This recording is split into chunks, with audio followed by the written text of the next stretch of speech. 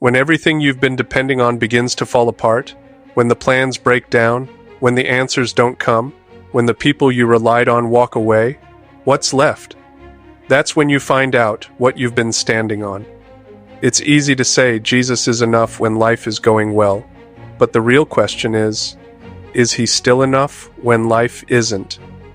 What does it really mean to live like Jesus is enough? Not just in theory, but in practice. And Jesus said unto them, I am the bread of life. He that cometh to me shall never hunger, and he that believeth on me shall never thirst. Jesus made this statement right after feeding the 5,000. The crowd followed him, not for who he was, but for what he could do for them. They were hungry again. They wanted more miracles, more signs.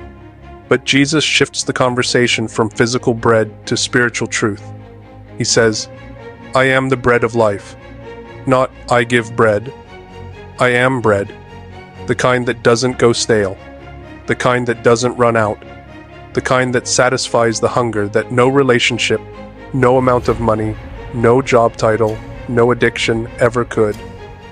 The kind of hunger he's talking about is the ache in the soul, the need to feel whole, to feel valued, to feel secure, and only Christ can fill that space.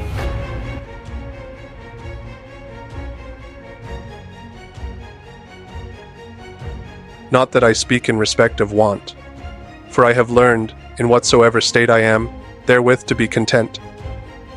I know both how to be abased, and I know how to abound. Everywhere and in all things I am instructed both to be full and to be hungry, both to abound and to suffer need. I can do all things through Christ, which strengtheneth me. Amplified Bible says, not that I speak from any personal need, for I have learned to be content and self-sufficient through Christ, satisfied to the point where I am not disturbed or uneasy, regardless of my circumstances. I know how to get along and live humbly in difficult times, and I also know how to enjoy abundance and live in prosperity. In any and every circumstance, I have learned the secret of facing life, whether well-fed or going hungry, whether having an abundance or being in need. I can do all things which he has called me to do through him who strengthens and empowers me to fulfill his purpose.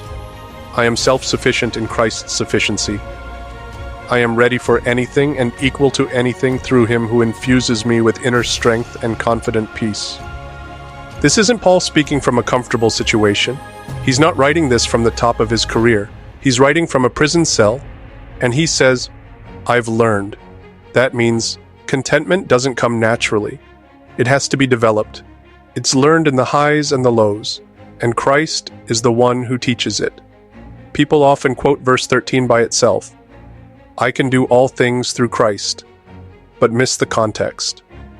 The all things Paul is referring to is the ability to remain steady when life is anything but. Paul knew hunger. He knew what it meant to be rejected. He knew how it felt to lose everything. But he also knew this. Jesus didn't change when life did. So he could say with confidence, Jesus is enough. And we can say the same, not when we get what we want, but when we realize what we have. He completes what we cannot fix. For in him dwelleth all the fullness of the Godhead bodily, and ye are complete in him, which is the head of all principality and power. There's a quiet kind of insecurity in a lot of people, even those who appear confident, a constant feeling of not enough, not smart enough, not holy enough, not lovable enough, not successful enough. But Colossians says we are complete in him. That means our identity, our righteousness, our value. It's not based on what we can perform or accomplish. It's based on what he already finished. People spend their whole lives trying to fix what only Jesus can complete. They try to find completeness in another person, in a career, in attention. But the word says you are complete in Christ. There's nothing to add. There's nothing to earn. If you are in him, he's not asking you to become someone else. He's asking you to trust that who he is enough for who you are. He is present when others walk away. Sometimes life just takes things from us. Relationships end, doors close, people fail us, but Jesus remains. For he hath said, I will never leave thee, nor forsake thee. That promise isn't seasonal. It's not based on performance. He doesn't leave when you mess up. He doesn't walk away when things get hard. And when you've lost everything else, that promise becomes more real than ever. Jesus is still there, and he is still enough.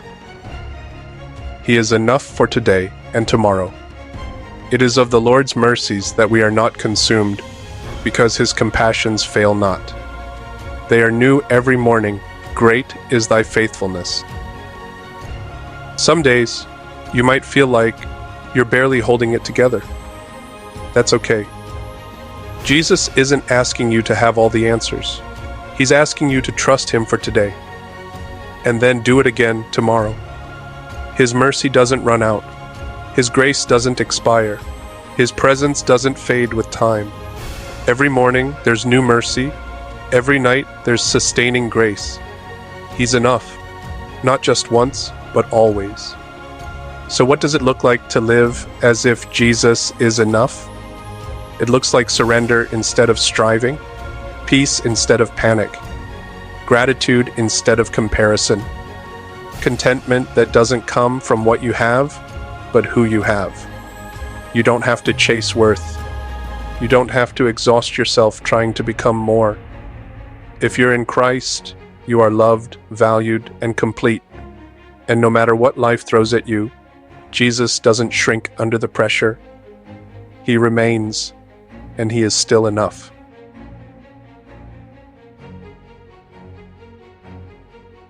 If you're tired of the cycle of chasing and striving, if you've been depending on things of this world, if you've been wondering if Jesus is enough for what you're going through, you don't have to wonder anymore. He is, and he always will be.